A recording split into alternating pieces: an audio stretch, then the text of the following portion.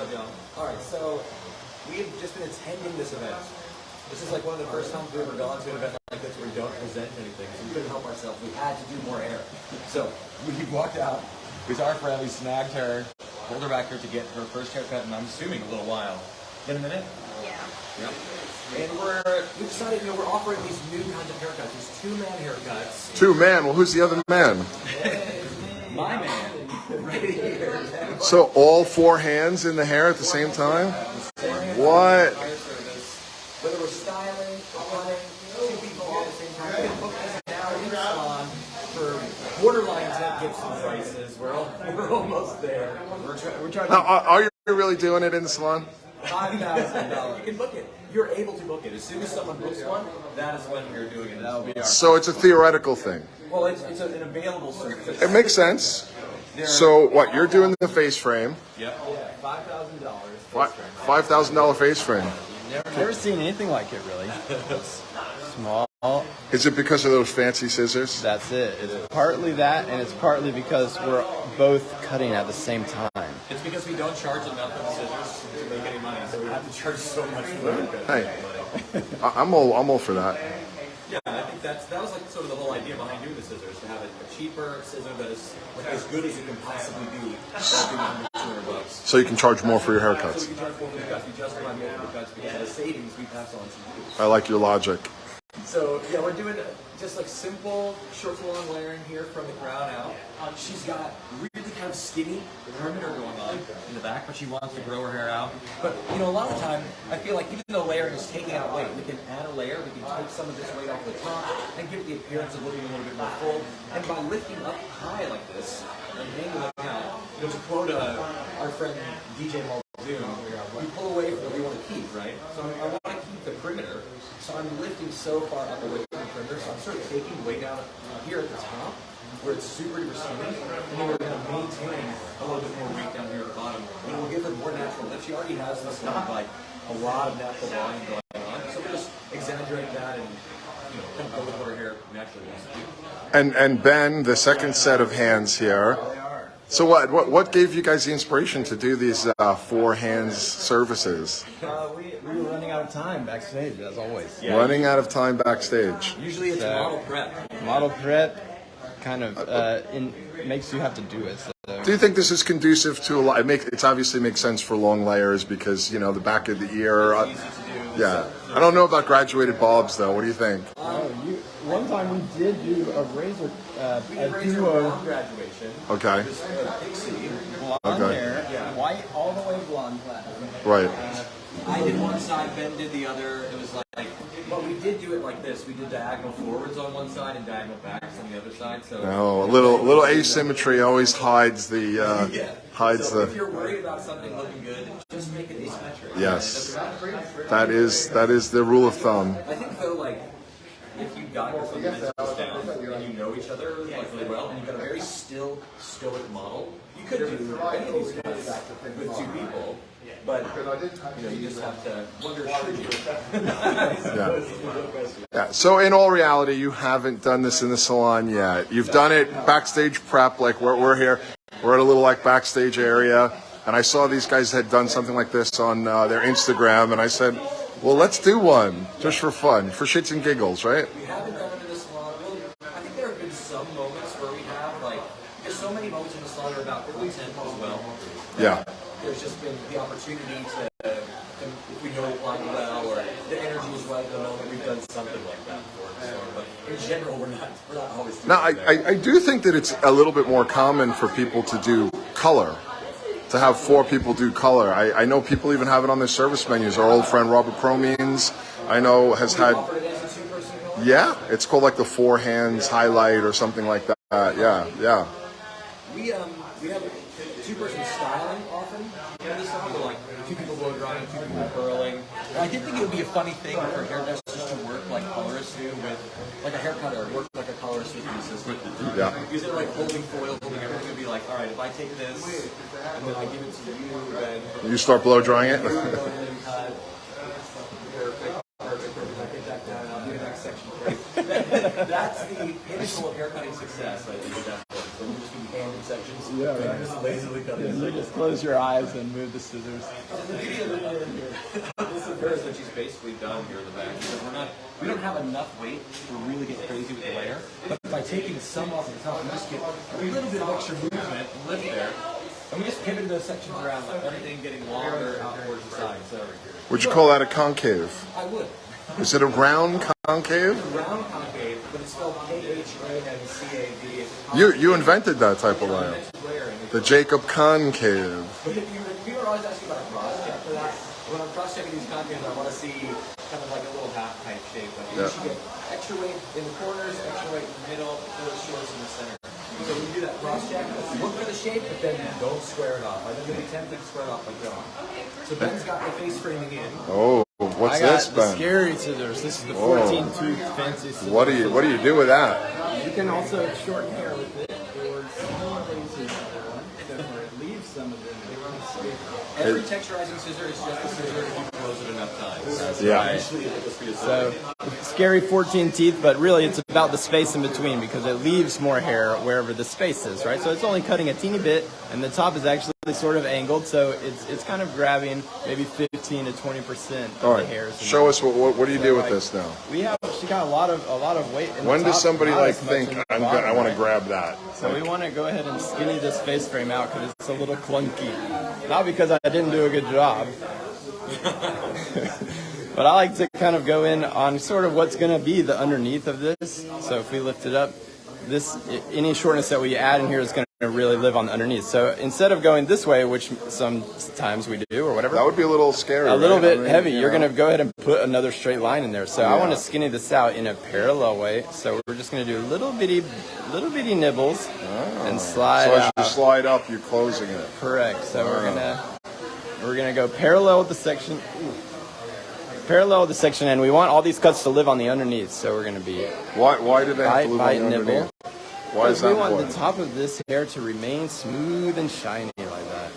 If we go ahead and go right here, we're going to go ahead and put a bunch of shortness up here, and it could make some fuzzy bits, So Let's see the result. Yeah, it makes it flexible, huh? Yeah, so Lightens it up. we're just gonna slip a little bit out, couple bites, and then leave the top. And push it in. See that it kind of like allows it to swing just a little bit It more. kind of encourages the zhuzh. That's it. Makes an easier zhuzh. Easier Now it's an zhuzh. zhuzh. Zhuzh. You do one on that side. Sure. I think like the texturizing scissor, just like a razor, is a tool that a lot of clients are really scared of because somebody. A lot of hairdressers are scared of them too. I think they're afraid of it either because clients often say like, "Oh, don't bring those scissors to the teeth anywhere near me," or they've gone in and gone like with a 50-50 and gone Sure. close, and then wondered why all the hair was gone. Yeah. Well, Does thin it out. again, back to our good friend DJ Muldoon, knowledge It destroys fear.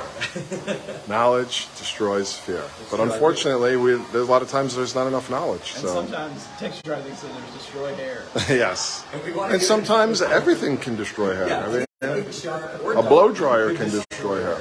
It's all about the knowledge that the user has. We want to use it, like, with the knowledge, we want to use it intentionally, right? So it's like, I don't want to go through this whole section if I don't need to. Like, this feels skinny. Like, I don't really need to take that out here. You can see we got a lot of little baby hairs in there, so we want to make that worse. This center area, this feels maybe a little bit heavy. So we'll take a little out there, but we're going to leave a little bit on the surface always. You're looking through the hair. Yeah? See that density. It's like you're working on the distribution of the weight. You want to be able to read the weight evenly through. And people talk about that with a highlight a lot, where you want to have a thin enough piece of hair in your foil that you can read through it if it was like a book or a newspaper underneath it. The same thing I'm looking for here is like even distribution of weight so we can evenly see through the whole section of the video. Afif says they have seen where 5 hairdressers switch models every 5 minutes. What? That sounds fun. Let's try it. Oh, this is someone on the line. Yeah. Well, I thought this was like an old saying. Yeah. A thief once said. No, Afif is Afif. Sorry, Afif. So now the last thing that we want to do, because I worked this back panel, Ben pulled everything forward, I'm pulling kind of everything up and back. That means that we're going to have a loaded weight, kind of like right here in the corner, that maybe we need to connect, maybe we don't. But I want to check to make sure that we at least are thorough. So I'm just taking one more vertical section at that connecting point, lifting it up, and you can see it's not like it's a lot, but there's just a few little skinny hairs in here. And she might not even notice that in the moments, but I think in the long run, it's just going to feel cleaner and easier. And Ben's feeling a little left out, so he's going to do his side. See if we have any in there. So, in case anyone's watching wants to book one of these four-hands haircuts with you guys, Jake, tell us a little bit about where your salon is and how they can book with you. Okay, yeah, we're in Roswell, Georgia, which is like a subway. It is a suburb. No subway there. Sorry, it's just my favorite restaurant. Yeah. It's in a suburb of Atlanta. We're just like 20 minutes north of the city. You can book everything just through text with us. We have class day up all the time. Like, for instance, we're here at Global, and then we have Philip Wolf and Alfredo Lewis doing, I think, 70 people in our salon right now doing something. So you guys are hosting a lot of educators. Oh, yeah, they're great. I'm interviewing Alfredo for a podcast this week. He's the man. Yeah, we've never really even had a conversation before, so I'm excited. He's on the team with us at Vegas as far as next year. Both of them are. Very cool. Now we have just one last thing to do. Okay, well, we got to get in here. Let's not get distracted. So we're going to have you look straight ahead. Nice and natural straight ahead. And I'll say nice and natural straight ahead to clients because sometimes you say straight ahead and they get a little too much posture. But just her feeling normal. And then, she doesn't want to cut a lot, but you can just see through it a teeny bit. So first thing we're going to do is have her look straight ahead. I think there's a lot of debate about whether or not a client should look straight ahead or if a client should look down when you do their perimeter. And I always think I want to put in the shape, whatever shape that they intend to wear, like day to day, with them looking straight ahead in their natural position. And she was just a little uneven there, so we're just balancing that line out some. And then you have to check it after you cut the line in with them looking down. So have you look down a good bit for me? So when she looks down... What's the purpose of moving the head down afterwards? Well, the head has a bunch of shapes going brings on, out those little sneaky bits. Yeah, like her head's not flat, it curves, and then we've got all this like hairline movement and everything. So as we look down, we can see like shape of the hairline reveal, if there was any little bit of graduation or anything in there, and then we're going to clean it up. But I often find people end up cleaning it up square again. So we cut it square with her looking straight ahead. When she looks down, it makes a curved shape. So we're going to clean this shape up in a curved shape now. Voila, there it is. So that no matter what, it's the shape that we wanted. So when she looks straight ahead, it's like we're back to being curved. There it is. And just like that, if you have two people and four hands. So are two hairdressers better than one? Two hairdressers are always better than one. Yeah, it looks beautiful. Simple, beautiful, very effective. Easy, everyday hair. That's what we say. Effortless, real life hair. That's Why dry? Why did you choose to do it dry? Well, we kind of do everything. We are 50-50 button drying this salon these days. It's like we're usually cutting dry with a scissor and cutting wet with a razor. No absolutes there, really. But we started off doing dry cutting, I think, because we do both cut and color in the salon. And I'm just cleaning up these front corners a teeny bit here as well, where we have just some little strays. But we wanted to be able to color to the shape of the haircut that we were doing. So if it made sense as often as possible, we wanted to cut first and then color second.